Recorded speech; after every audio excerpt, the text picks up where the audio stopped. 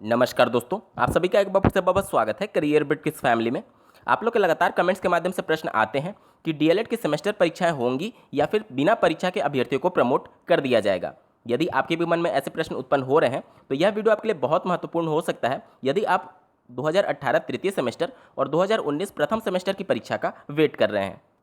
दोस्तों, आगे बढ़ने से पहले मैं आप लोग को याद दिला दूं कि यदि आप इस चैनल पर नए हैं तो इसको सब्सक्राइब करते हुए बेल आइकन को प्रेस करना ना भूलें और इंस्टेंट इन्फॉर्मेशन पाने के लिए आप ट्विटर और इंस्टाग्राम पर स्क्रीन पर दिख रहे हैंडल से फॉलो कर सकते हैं। देखिए दोस्तों, अभी तक पूरे देश भर में यूजीसी की रिपोर्ट सबके सामने आ चुकी थी और अब कई और रिपोर्ट्स सामने आ रही हैं जिनमें परीक्षा को लेकर के और प्रमोट को लेकर के विभिन्न प्रकार की बातें कही जा रही हैं। यहाँ पर आप लोग के प्रश्न हो सकते हैं कि ये सभी रिपोर्ट डीएलएड से संबंधित नहीं है या फिर डीएलएड के लिए कमेटी नहीं बनाई गई है। तो मैं आप लोग को बता दूं कि ऐसा कोई भी ना तो शासन स्तर पर और ना ही पीएनपी स्तर पर डीएलएड की परीक्षाओं को लेकर के अभी मंथन चल रहा है।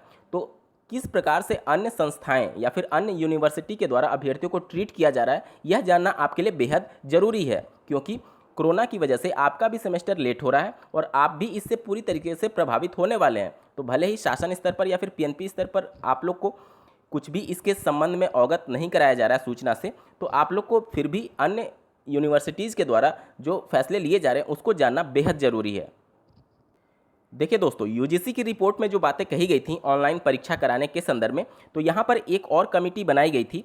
मैं कमेटी के बारे में थोड़ा सा आप लोग को बता दूं, तो जो एकेटीयू यानी कि उनके जो कुलपति हैं प्रोफेसर विनय कुमार पाठक जी, उनकी अध्यक्षता में एक कमेटी बनाई गई थी और इस कमेटी में गोरखपुर विश्वविद्यालय, लखनऊ विश्वविद्यालय, कानपुर विश्वविद्यालय, मेरठ विश्वविद्यालय, नरेंद्र देव कृषि विश्वविद्यालय और काशी विद्यापीठ बनारस के कुलपति शामिल थे इस कमेटी में। और यहाँ पर आप देखेंगे तो इन्हें ये रिपोर्ट सौंपी है राज्यपाल को कि जो ऑनलाइन परीक्षा कराने के संदर्भ में बातें चल रही हैं यूजीसी की रिपोर्ट के अनुसार वह बिल्कुल भी व्यवहारिक नहीं है, क्योंकि बहुत सारे ऐसे ग्रामीण क्षेत्र होते हैं जहाँ पर या तो इंफ्रास्ट्रक्चर नहीं है या फिर उचित संसाधन नहीं है ऑनलाइन परीक्षा कराने के संदर्भ में, और इंटरनेट की असुविधा भी एक प्रमुख कारण बन सकती है इस परीक्षा को अव्यवहारिक बनाने में। वहीं ये भी सुझाव दिया गया कि अंतिम सेमेस्टर के अभ्यर्थियों की पहले परीक्षा कराई जाए और परीक्षा में बहुत ही महत्वपूर्ण बदलाव किया जाए। इसमें व्यवहारिक परीक्षा यानी कि जो फाइनल परीक्षा होगी वह सिर्फ 20% ही उनको वेटेज देने की बात कही गई है और साथ ही परीक्षा 2-2 घंटे की कराने और बहुविकल्पीय या फिर ऑब्जेक्टिव टाइप की कराने पर ज़्यादा विचार किया जा रहा है। यहाँ पर आप देख सकते हैं, और इनका मूल्यांकन जो है वह डिजिटल फॉर्म में, यानी कि कोशिश ये की जा रही है कि ओएमआर सीट के माध्यम से परीक्षा कराई जाए ताकि उनका जो कापियों का मूल्यांकन है वह भी जल्दी से जल्दी कराया जा सके। वहीं आईआईटी कानपुर के द्वारा अब विचार किया जा रहा है कि बिना परीक्षा लिए ही अभ्यर्थियों को पास कर दिया जाए। यहाँ पर सबसे महत्वपूर्ण आप लोग के सवाल हो सकते हैं कि अगर बिना परीक्षा के पास किया जाता है तो फिर बैक वाले जिनका पिछले सेमेस्टर में बैक होगा उनको कैसे ट्रीट किया जाएगा। तो यहाँ पर इसके संदर्भ में भी बातें लिखी गई हैं। फेल ना करने का प्रस्ताव, यहाँ पर आप देख सकते हैं सीनेट ने मौजूदा हालत देखते हुए छात्रों को फेल ना करने का प्रस्ताव भी दिया है। छात्रों को ए, बी, सी और एस ग्रेड दिया जा सकता है। एस ग्रेड सेटिस्फैक्ट्री होता है।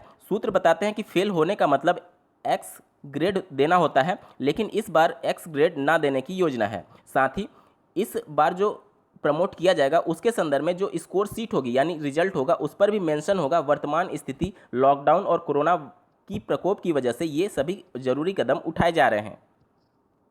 तो आप देखेंगे बड़ी संस्था, आईआईटी लेवल की संस्था भी बिना परीक्षा के अभ्यर्थियों के पास करने पर विचार कर रही है। निश्चित तौर पर ये सत्र को नियमित करने और अभ्यर्थी इससे प्रभावित ना हो उसको देखते हुए एक अच्छा कदम माना जा सकता है। वहीं